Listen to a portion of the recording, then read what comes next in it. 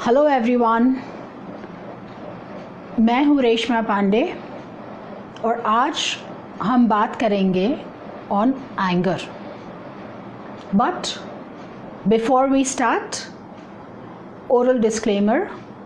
कोई भी वस्तु, व्यक्ति या परिस्थिति को टारगेट करके हम ये बात नहीं कर रहे हैं।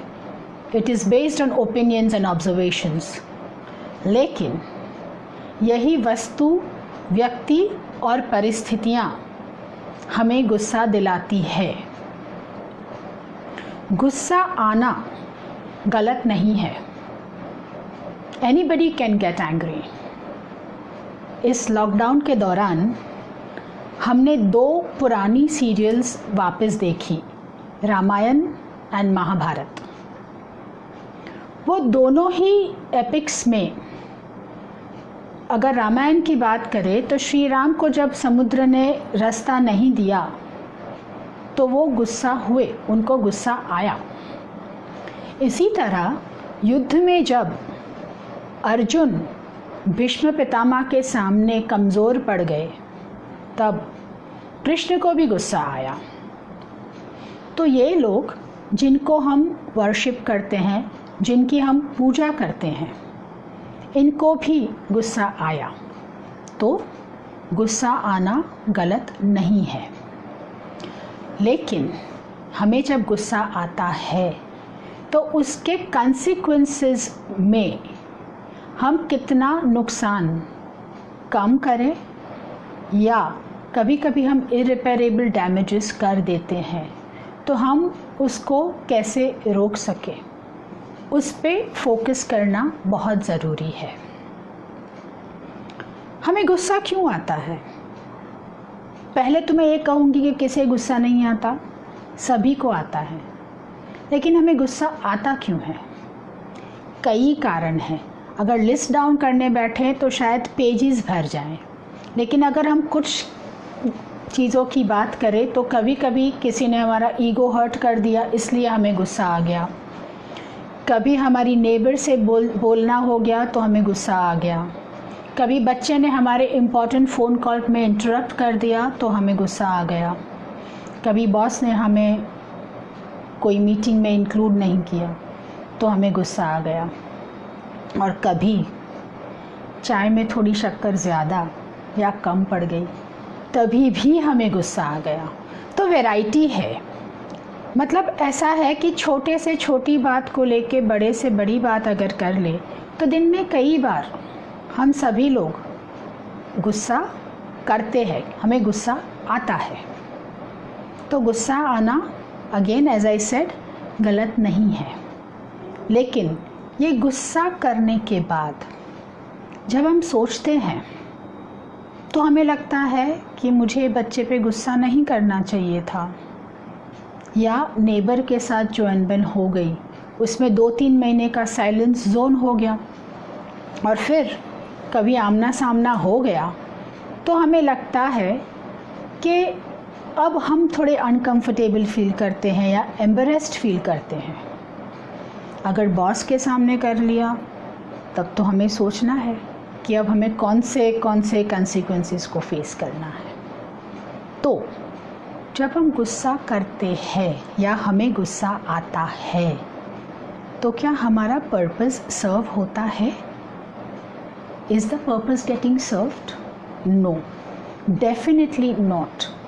ऊपर से कभी कभी ऐसे होता है कि चीज़ें एग्रवेट हो जाती हैं। तो फिर इसका सल्यूशन क्या है? गुस्सा आना गलत नहीं है, लेकिन right person, right time, right way is the key। सही इंसान के सामने सही वक्त पर और सही तरीके से अपनी बात रखना, that is the key। Basically 2 expressions हम देते हैं जब हमें गुस्सा आता है।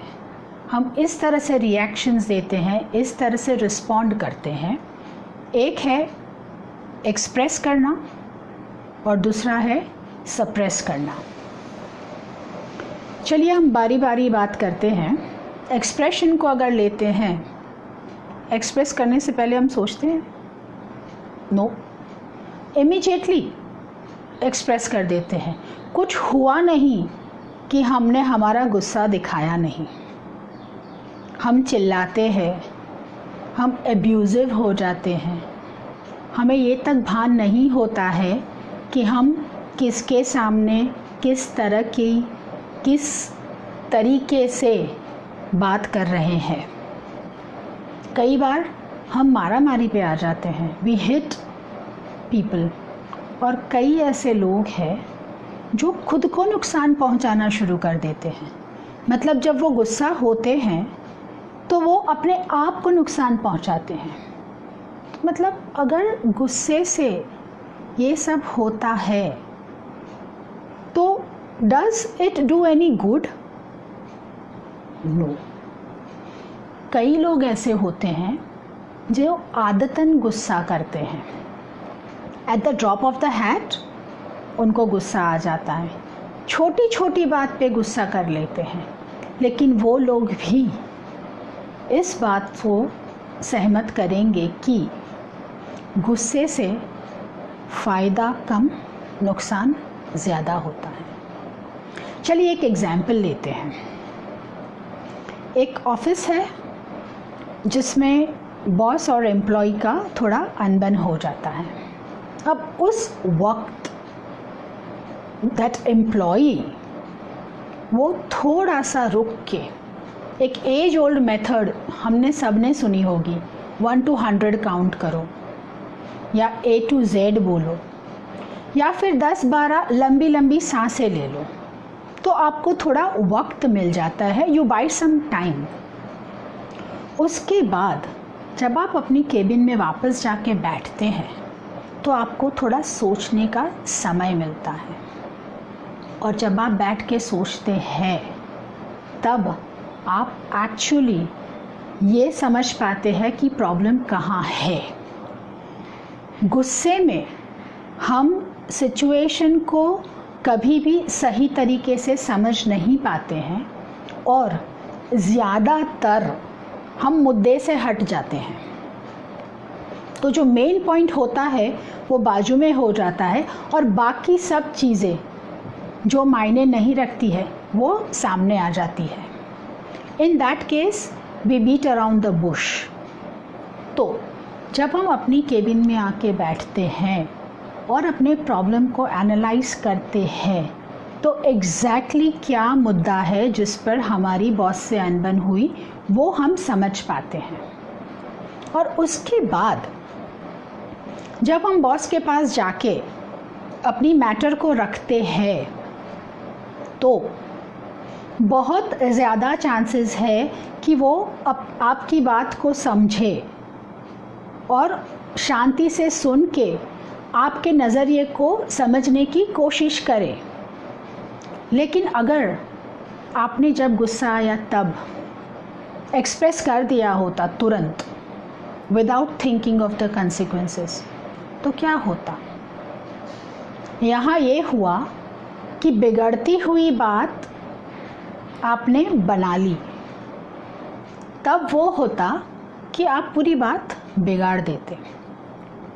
तो एक्सप्रेस करने में कोई हर्ज नहीं है, लेकिन right person, right time, right वे, ये इम्पॉर्टेंट है। अब चलते हैं सेकेंड पॉइंट पे, जिसमें आता है सप्रेशन। ज़्यादातर लोग अपने गुस्से को रोकते हैं, दबाते हैं, बताते नहीं हैं। लेकिन उसका मतलब ये नहीं है कि आपको गुस्सा नहीं आया।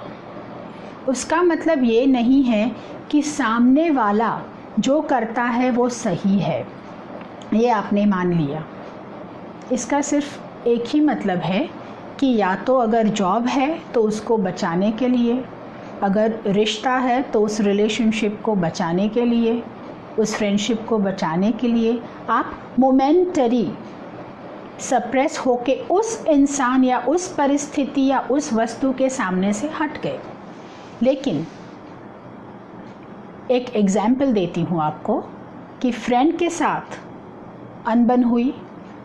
अब क्योंकि फ्रेंड है और फ्रेंडशिप बनाए रखनी है, आपने उसको तो कुछ नहीं बोला, लेकिन जब आप घर गए तो बैक एट होम आपने अपनी वाइफ को या बच्चे को बराबर लेफ़्ट राइट ले लिया। उनको पता नहीं है कि आप किस बात पर गुस्सा हो रहे हैं, लेकिन ये कहीं का गुस्सा कहीं पे निकला। अब ये जब लगातार होता है कि कहीं का गुस्सा कहीं पे निकला, तो those people don't deserve this. वो आपके बिना काम के गुस्से को क्यों चलाएं? तो वहाँ पे एक नाराज़गी खड़ी होती है। और दूसरी तरफ जब वो फ्रेंड आए दिन क्योंकि उसको अंदाज़ा नहीं है कि उसकी हरकतों से आप गुस्सा हो रहे हैं, ये करता है, तो एक लिमिट पे पहुँच के आप जाके ब्लास्ट आउट करते हैं, बहुत हो गया, अब मुझे तेरे साथ फ्रेंडशिप रखनी ही नहीं है। तो जिस फ्रेंडशिप को बचाने के लिए आपने अपने गुस्से को सप्रेस किया उसके सामने और निकाला अपने घर पे, वो फाइनली तो आपने खो दी। तो सप्रेस करने का मतलब क्या हुआ? अब दूसरी बात, बॉस के सामने बॉस ने कुछ बोला, अरे भाई नौकरी है बचानी पड़ती है, आपने कुछ जवाब नहीं दिया। रास्ते में कोई ट्रैफिक में किसी के साथ उलझ गए, अब उलझ गए तो उस पे आप टूट पड़े। वो बंदा या बंदी को पता नहीं है कि ये इतनी तो क्या बड़ी बात है कि आप इतना गुस्से हो रहे हैं, लेकिन उसका रूट कहीं और है। ये भी हो सकता है, in most of the cases ऐसा मत समझिएगा कि मैं कोई टॉन्ट बता रही हूँ, लेकिन हाँ, ज़्यादातर गुस्सा घर वालों पे निकलता है।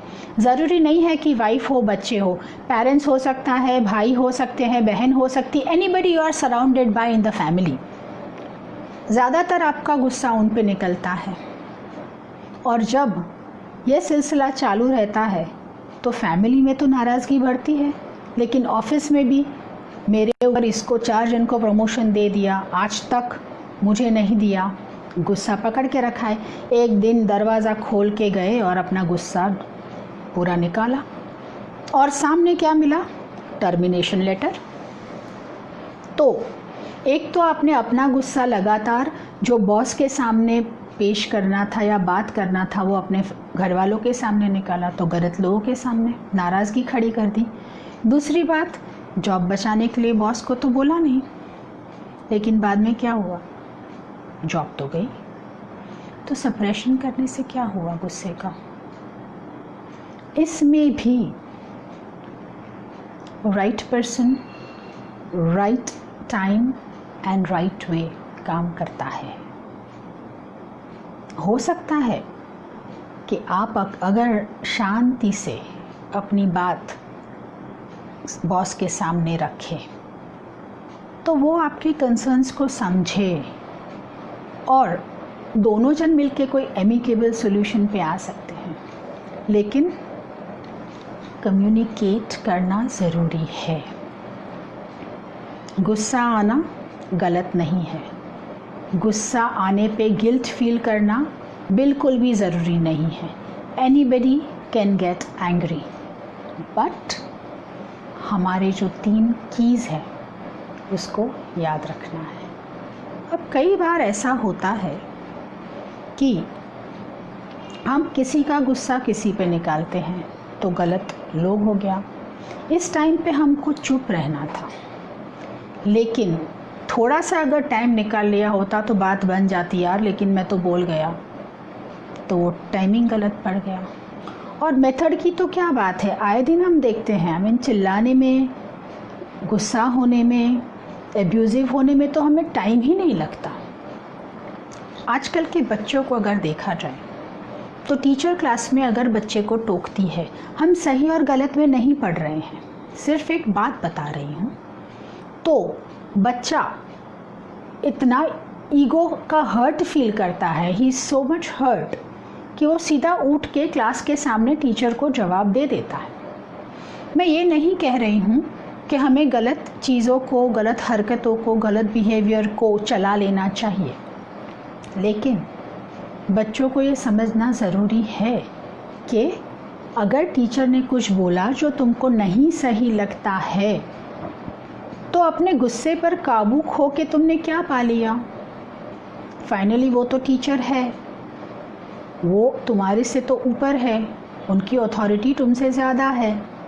अगर तुम उनको जाके 1 to 1 बात करो कि टीचर ऐसा नहीं ऐसा है, तो बहुत चांसेस है कि वो तुम्हारे नज़रिए को समझे, और अगर ना भी समझे तो तुम्हारी मैनरिज़म्स तो कम से कम अप्रिशिएट करेगी। ये जो क्लास में जवाब दे दिया क्योंकि मुझे लगा मैं गलत नहीं हूँ तो मैं क्यों सुनूँ, दैट डजंट वर्क। तो जो इमीडिएट एक्सप्रेशन है वो हमें हमारे बच्चों को भी समझाना है that you have to wait for the right time. हर बार ऐसा नहीं है कि right person, right time, right way तीनों चीज़ें सीक्वेंस में आएगी, लेकिन जब जिस तरीके का मैटर सामने आता है तुमको तब टाइम का ध्यान रख लेना है कि इस इंसान के सामने नहीं बोलना है, उसका ध्यान रख लेना है कि इस तरीके से अगर मैंने अब बोल दिया तो उसके क्या रिपरकशंस होंगे, वो सोचना है।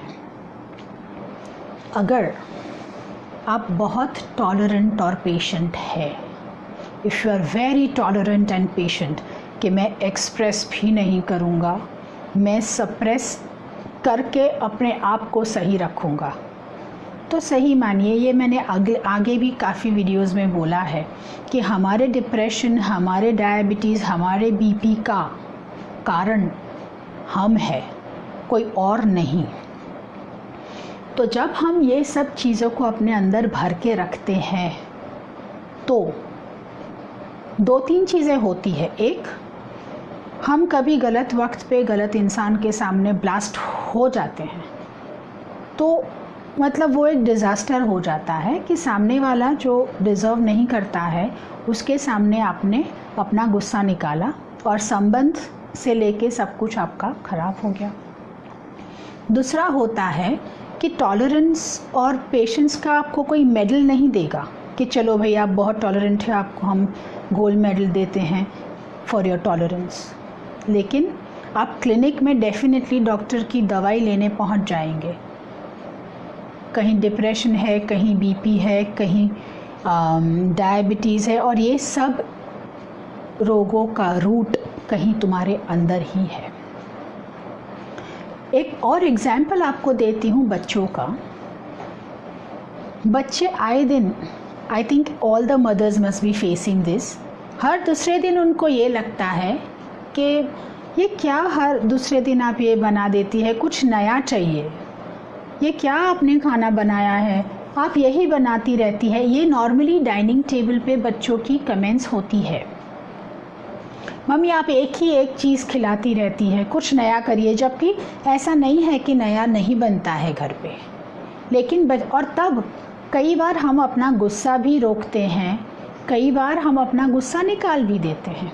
लेकिन यहाँ पे अगर एक ऐसा सिस्टम बनाया दिया जाए कि वीकेंड पे घर पे या तो जंक फूड बनेगा या फिर मंगवाया जाएगा, जो भी, लेकिन during the week Monday to Friday जो बना है उसी को खाना है और बिल्कुल भी कचकच नहीं चलेगी, तब ये बच्चे भी एक अपने सिस्टम में ये बात को रख लेते हैं कि आज वेडनेसडे हुआ है, मन तो हुआ है लेकिन कोई बात नहीं, सैटरडे आते कितनी देर लगेगी। तो जो डाइनिंग टेबल पे बच्चों की नाराज़गी और गुस्सा, आजकल के बच्चे नाराज़गी कम गुस्सा ज़्यादा करते हैं, वो जो होती है उसको थोड़ा हैंडल करने का तरीका हम लोगों को ही उनको सिखाना पड़ेगा।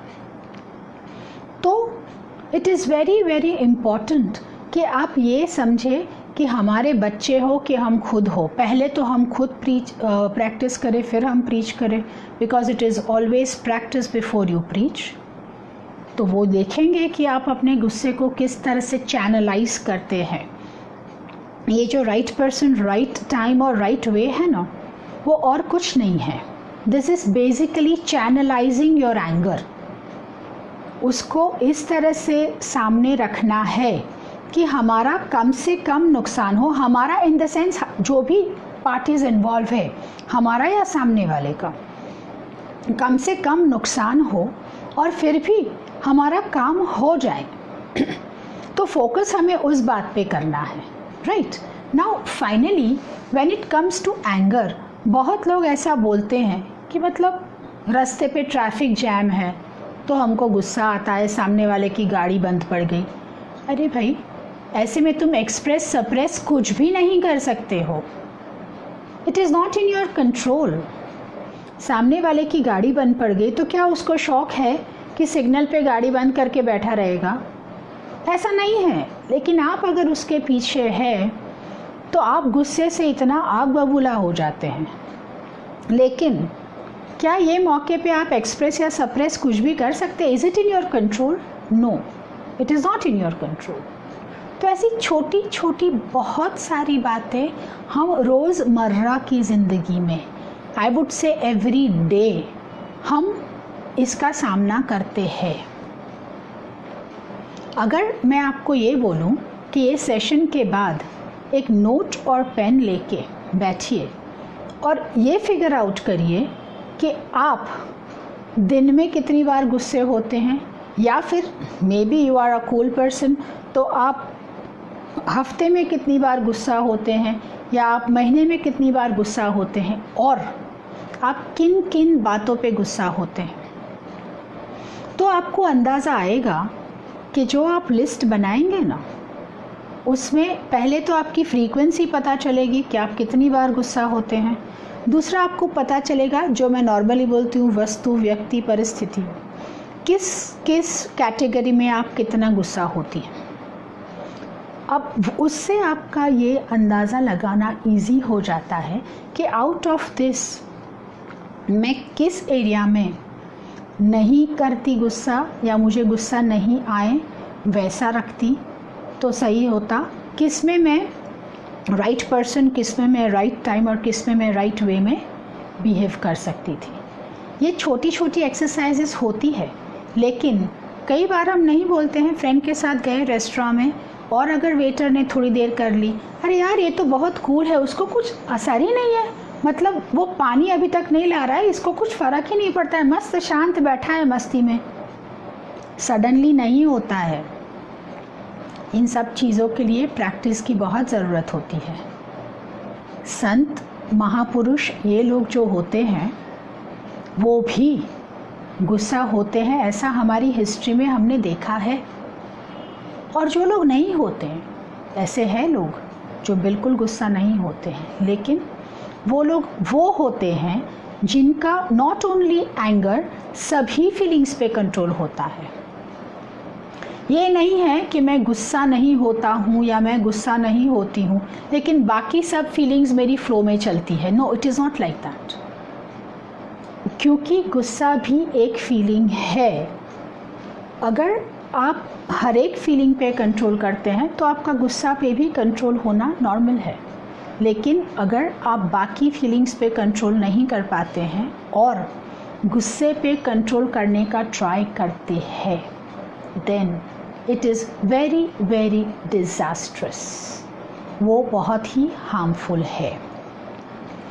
गुस्सा एक्सप्रेस करना गलत लोगों के सामने नहीं, और गुस्सा सप्रेस करना इस तरह से कि वो हमको हार्म कर ले, वो भी नहीं। तो ये दोनों चीज़ों को ध्यान रखना है कि सही तरीके से हम एक्सप्रेस करें और गलत तरीके से सप्रेस करके खुद को नुकसान ना पहुंचाए। ऐसे करने से और कुछ फ़ायदा हो या नहीं हो, लेकिन आपकी मेंटल हेल्थ बहुत सही रहेगी। अगर आप सोच के देखें कि दिन में मैं 10 बार गुस्सा होती हूँ, उसमें से अगर आप 2 बार भी मैंने जो भी मेंशन किया वो कारणों को ध्यान रखते हुए अगर अपने आप को रोक सकती हैं तो it is not a bad deal. और साथ ही में आपकी मानसिक परिस्थिति काफ़ी सही रहेगी, क्योंकि मैं ये बिल्कुल भी नहीं बोल रही हूँ कि हमें गुस्सा नहीं आना चाहिए। मैं इसी बात पे फोकस कर रही हूँ कि अगर हमें गुस्सा आता है तो 1, कि हम उसका नुकसान कितना कम कर सकते हैं। एंड 2, ये ध्यान रखें इरेपरेबल लॉसेस या डैमेजेस कोई भी हम खड़ा ना करें। तो गुस्सा आने पे at the right time with the right person and in the right way, इस तरह से करने से डेफिनेटली नुकसान कम होगा। मैं फ़ायदा कितना होगा उसके बारे में बात नहीं कर रही हूँ, लेकिन आप अपना नुकसान डेफिनेटली कम कर सकते हैं। तो सडनली नहीं होगा, लेकिन अगर आप प्रैक्टिस करेंगे तो definitely you will be able to see wonders in your life. Anybody can be angry. Do not feel guilty about it. कोई भी इंसान को गुस्सा आ सकता है। गुस्सा आना गलत नहीं है। गुस्सा आने पे गिल्ट फील करना ज़रूरी नहीं है। गुस्सा आना गुनाह, क्राइम नहीं है, बट उसको सही इंसान के साथ सही वक्त पे और सही तरीके से अगर प्रेजेंट किया जाए तो हमारा नुकसान कम हो सकता है और हम जो चाहते हैं उसमें हम कहीं ना कहीं थोड़ा आगे बढ़ सकते हैं। Thank you very much for watching my video. Thank you once again.